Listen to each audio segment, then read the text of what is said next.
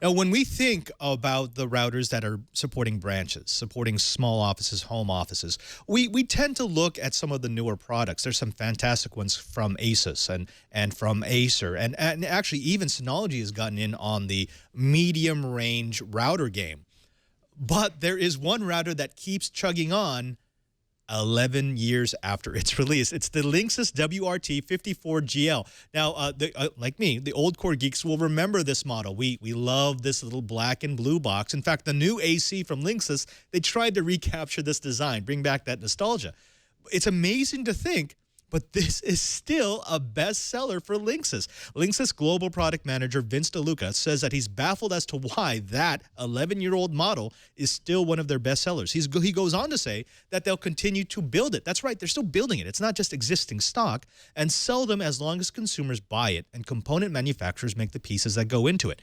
It would seem that word of mouth is partly behind this baffling trend in that friends tell friends, geeks tell geeks, and we all say that it's working for us and we can load things like DDWRT onto it, and then they go out and buy them. But Lou, this is not sexy. That is not a new router. That is not something that has all the bells and the whistles that we expect.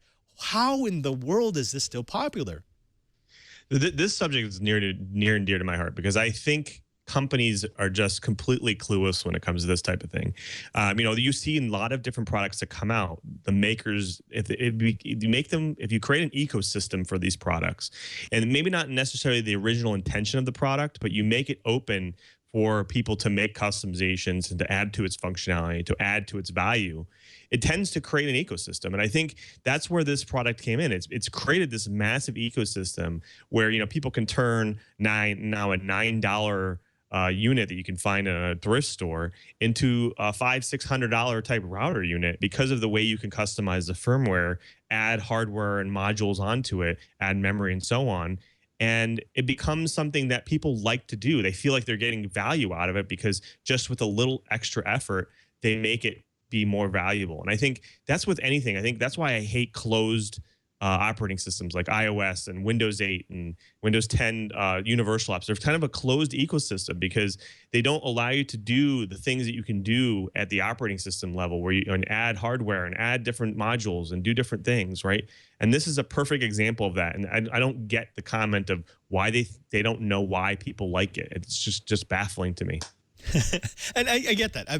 I think your comments about value are spot on. As consumers or geeks, we love it when we think we've bought something and it's worth way more than what we bought it for. And that's what you get when you load DDWRT onto a compatible router. And the WRT series from Linksys has, I mean, let's be honest, it's been the best with DDWRT. It's been the most stable, the most secure, and there are so many things that you can do with it.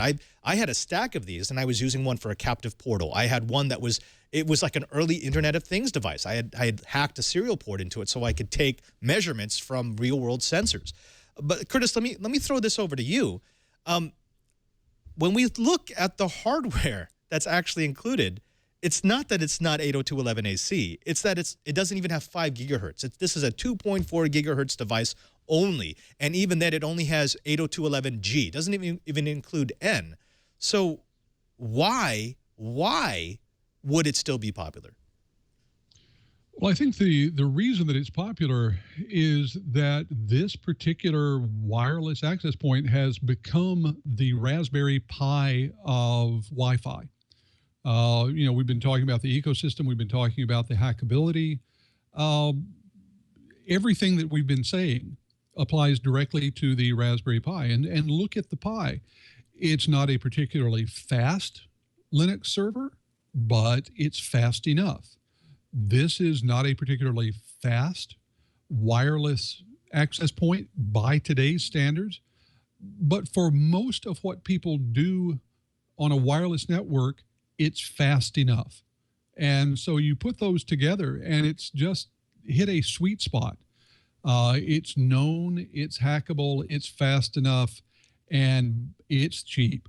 So I think that if nothing else, the folks who tend to show up at maker fairs could provide a viable market for these things for a long time to come. Oh, indeed. In fact, Linksys tried to recapture that with their WRT Was it 1900 AC? It's their new AC router, which, again, it looked like this, but a little bit bigger. And even then, we've got one of those sitting in the basement. It doesn't quite support open WRT, so we're still using a WRT54G. We've also got RJP421 in the chat room who wants to know if this is a model with the extra RAM. Yes. Remember, the sweetheart was the WRT54G. That was the original one that we realized we could hack. And then Linksys released the GL, which was just the G with additional memory so you could load more Linux packages onto it. In fact, 3 nights ago, I logged into a router that I installed into one of our offices. It's satellite connected in Bolivia, in a city called Sucre. It has been up and running. The counter is still running 10 years. So, yeah, I guess it just works. Any last words on this about replacing gear, about holding on to gear that just works? Do you have any comments you want to tack onto the end of the story?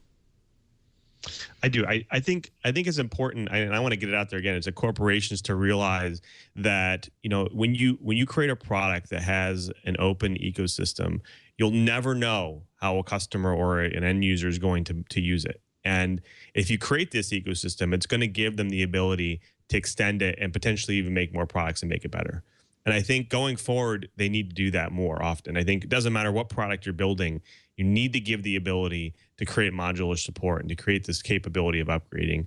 I have an old HP printer over here that's 13 years old, and it has these special modular ink cartridges in them and with a replaceable ink header on it. And it just continues to work because I can go and find aftermarket things for everything in this whole in the entire thing, and I can replace the scanner bowl because it has a replaceable header. So I think these types of things, they probably didn't realize they were doing it when they did it, but they made it so that a third-party ecosystem get created, and now I get great value out of it for 12 years. So. And indeed, and actually, I've got my WRT54G sitting right next to my box running Windows 98. So, yay.